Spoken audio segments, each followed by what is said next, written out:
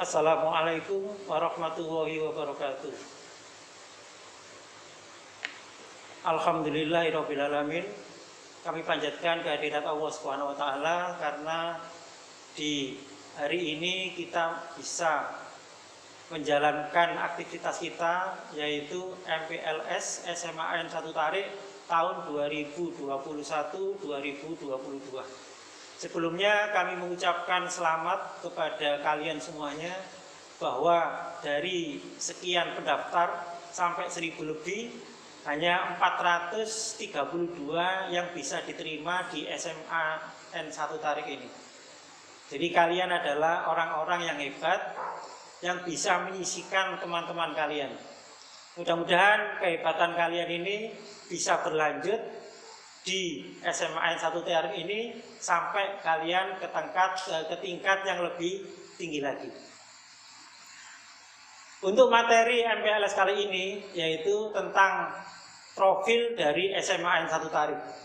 Jadi SMAN 1 Tarik mempunyai visi unggul dalam imtak, kreativitas, prestasi, dan budaya mutu.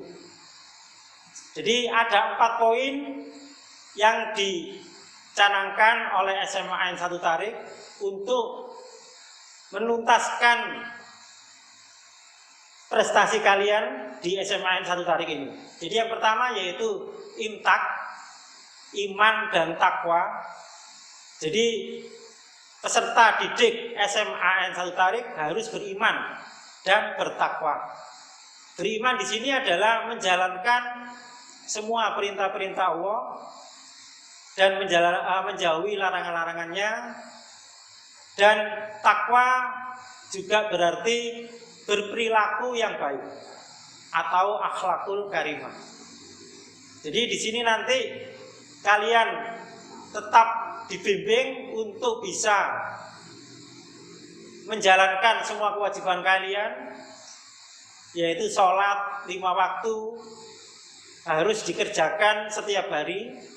Kemudian akhlak-akhlak yang baik, bagaimana akhlak kepada orang tua, bagaimana akhlak kepada bapak ibu guru, bagaimana akhlak kepada teman-teman, kepada adik kelas, kepada lingkungan sekolah. Semuanya harus berperilaku yang baik. Yaitu tujuan pertama yang dicapai oleh SMAN 1 Tarik. Jadi semua peserta didiknya beriman dan bertakwa. Yang kemudian adalah kreativitas. Coba ditampilkan. Jadi meningkatkan peran aktif peserta didik dalam kegiatan ekstrakurikuler. Jadi setiap siswa wajib mengikuti kegiatan ekstrakurikuler. Jadi ekstra yang wajib dan ekstra yang tidak wajib. Jadi yang wajib itu sudah ditentukan oleh sekolah, yaitu pramuka. Kemudian untuk ekstra yang lain itu ada pilihan. Jadi satu pilihan minimal ya. Jadi minimal satu pilihan nanti harus dipilih oleh semua peserta didik, terutama yang siswa baru kelas 10 ini untuk mengikuti ekstra. Jadi sesuai dengan hobi dan bakat kalian. Kemudian yang kedua, meningkatkan jiwa kewirausahaan. Jadi nanti dalam jiwa wirausaha ini ada pelajaran tentang prakarya. Jadi diharapkan dari prakarya itu kalian tersalurkan bakat kalian. Jadi membuat kerajinan atau membuat hal-hal apa saja yang itu nanti bisa dikembangkan ke tingkat yang lebih tinggi lagi. Kemudian yang ketiga yaitu prestasi. Di sini prestasi berarti kalian sehari-hari di sekolah harus rajin menuntut ilmu. Jadi tidak hanya mengikuti selesai, mengikuti pelajaran selesai, tapi kalian dituntut untuk memperdalam lagi. Jadi setelah apa yang disampaikan oleh Bapak Ibu Guru diharapkan mengulang di rumah. Nah ini sebagai bentuk peningkatan prestasi. Jadi ilmu itu tidak bisa berkembang kalau tidak diulang. Jadi siswa memperoleh materi di sekolah, kemudian di rumah diulang lagi, kemudian mencari bahan-bahan yang sekiranya bisa menambah pengetahuan kalian. Karena informasi dari Bapak Ibu guru itu sangat sedikit. Jadi hanya sebagian saja. Karena sumber informasi itu ternyata bisa didapat lebih dari globalisasi.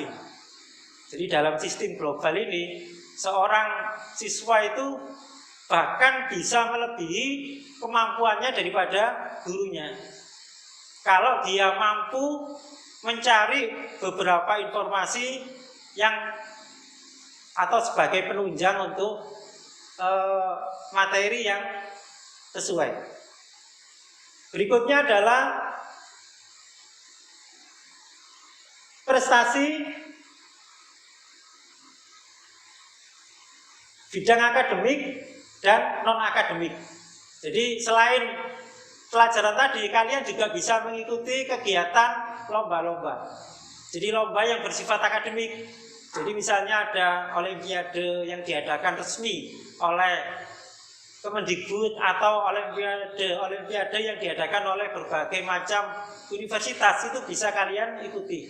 Sehingga nanti sekolah akan memberikan bimbingan, memberikan peran agar apa yang sudah kalian usahakan nanti bisa lebih maksimal lagi dengan bantuan dari Bapak Ibu guru. Yang kemudian adalah meningkatkan peran aktif peserta didik dalam kegiatan intrakurikuler. Jadi kegiatan intrakurikuler itu sudah ditentukan oleh sekolah, yaitu berupa kegiatan seperti OSIS ataupun kegiatan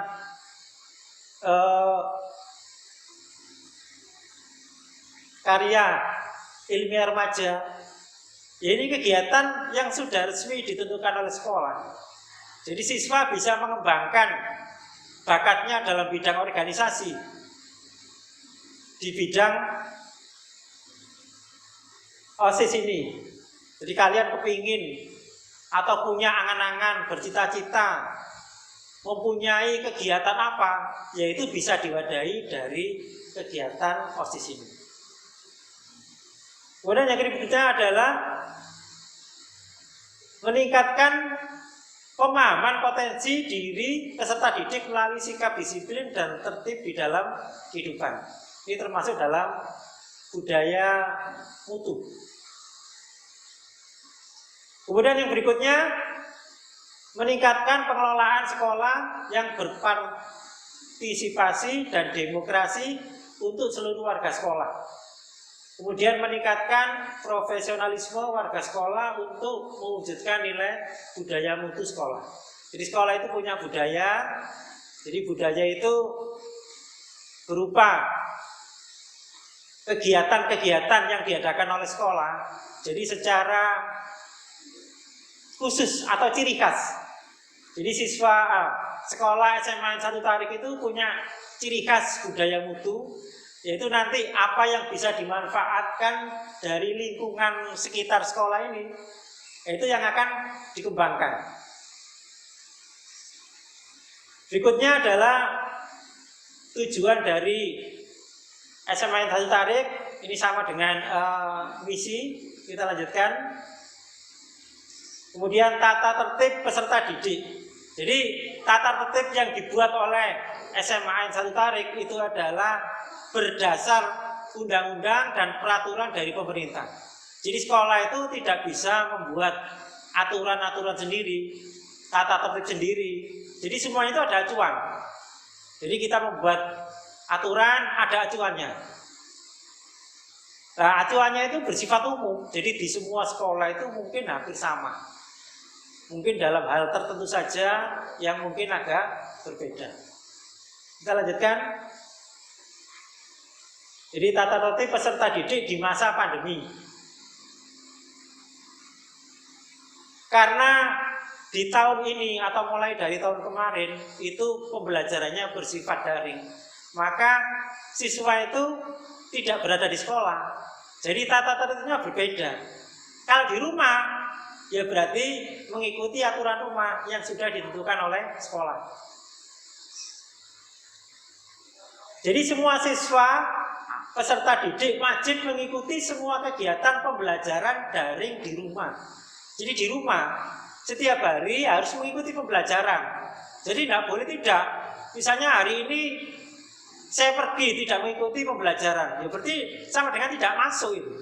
Kalau dulu masuknya itu di sekolah, tapi sekarang masuk itu berada di rumah kalian. Jadi di rumah kalian mengikuti pembelajaran secara daring. Tidak boleh keluar dari rumah selama masa pembelajaran. Jadi mulai jam 7 pagi sampai jam 12 itu kalian harus berada di rumah untuk mengikuti kegiatan pembelajaran sesuai jadwal yang sudah ditentukan. Nah, apakah nanti tidak boleh pergi ke sekolah atau kalau ada keperluan? Ya boleh, tapi mengikuti aturan-aturan yang sudah ditetapkan oleh sekolah. Jadi yang pertama, semua peserta didik dilarang datang ke sekolah kecuali sudah mendapatkan izin dari sekolah. Jadi siswa diundang oleh sekolah, misalnya diundang oleh BK, disuruh menghadap, nah itu berarti mendapat undangan. Kemudian siswa disuruh datang untuk mengambil perlengkapan buku atau dari perpustakaan, itu berarti siswa diundang. Jadi dengan ini memberikan izin kepada anak kami untuk hadir di sekolah atas undangan atau izin dari. Nah ini darinya itu diisi dengan nama Bapak Ibu Guru ya. Kalau wali kelas ya berarti nama wali kelasnya siapa. Kalau dari guru BK ya nama guru BK-nya siapa. Kalau dari wakil kesiswaan ya berarti siapa namanya. Nah kemudian selaku ini berarti jabatannya. Kalau jabatannya wali kelas ya ditulis wali kelas. Kalau jabatannya wakil kesiswaan ya ditulis wakil kesiswaan. Kalau jabatannya guru BK ya ditulis guru BK. Jadi sesuai antara nama dan selaku atau jabatan itu harus sesuai ya. Jangan sampai nanti namanya itu sebagai wali kelas tapi kamu tulis selaku wakil kesiswaan. Itu berarti tidak boleh ya. Kemudian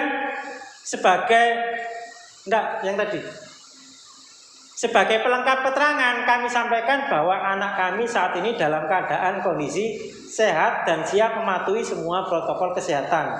Demikian surat izin ini kami buat dan dapat digunakan sebagaimana keperluan nanti ditandatangani oleh orang tua ya. Jadi surat izin ini juga memberikan keterangan bahwa siswa itu dalam keadaan sehat ya. Soalnya nanti kalau sampai pergi ke sekolahan kemudian dia sakit kemudian memaksa untuk datang ke sekolah, berarti ini tanggung jawab daripada orang tua. Karena apa? Orang tua sudah memberikan izin dan orang tua sudah menjelaskan bahwa siswa ini dalam kondisi sehat ya. Jadi jangan sampai kalau kalian tidak sehat mengaku aku loh sehat, kemudian orang tuanya dipaksa untuk mengizinkan. Nah, ini nanti tanggungan risiko itu berada di orang tua kalian ya. Jadi jangan sampai nanti dimanfaatkan orang tuanya, kalian tidak sehat, kepingin sekolah langsung berangkat, atau kepingin ketemu ke temannya karena temannya ada di sekolah, akhirnya kamu minta izin ke orang tuanya. Jangan sampai seperti itu ya. Berikutnya kemudian hak-hak siswa. Jadi peraturan ini sama dengan peraturan-peraturan yang sudah kalian dapatkan ketika kalian duduk di bangku SMP ya. Jadi tata tertib itu kan bersifat umum ya, sudah diatur oleh Kementerian Pendidikan dan Kebudayaan bahwa aturan datang ke sekolah, aturan mengikuti pelajaran di sekolah itu semuanya sama ya. Jadi aturan ini digunakan pada saat mengikuti pembelajaran secara normal ya, tatap muka secara normal kita menggunakan tata tertib. Kalau daring berarti kalian kan di rumah ya. Jadi tata tertibnya itu berada di rumah. Nah, kemudian tata tertib yang disampaikan di sini adalah tata tertib kalian berada di sekolah. Jadi kalau sudah ada pengumuman bahwa sekolah itu masuk secara normal, nah, bahwa tata tertib ini mulai diberlakukan, ya. Jadi kalau saya bacakan, mengikuti kegiatan belajar mengajar dengan baik, berbuat sesuatu yang berguna untuk memajukan diri sendiri maupun kegiatan sekolah, mengikuti kegiatan ekstra untuk mengembangkan bakat yang dimiliki, mendapatkan informasi bimbingan, kemudian memberikan saran dan kritik kepada OSIS, mendapatkan fasilitas yang layak, melakukan pembelaan terhadap diri apabila dikenakan tanpa peraturan. Jadi hak dan kewajiban. Jadi seorang itu punya hak dan kewajiban, ya. Apa yang harus didahulukan, hak atau kewajiban, ya? Jadi kalian itu sudah mendapatkan haknya, ya.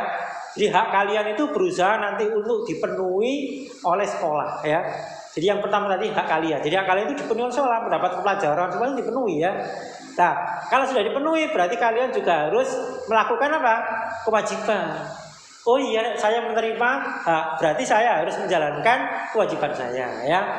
Jadi diantaranya adalah mentaati tata tertib, mengikuti seluruh program sekolah, hadir di sekolah kalau ini pembelajaran normal, ya. Mulai masuk jam 6.30 sampai jam pulang sekolah, ya. Siswa yang tidak mengikuti KBM sakit harus mendapatkan izin dari sekolah, ya. Nah, sakit selama 2 hari lebih, melampirkan surat keterangan dokter dan sebagainya. Jadi ini kewajiban daripada siswa. Berikutnya,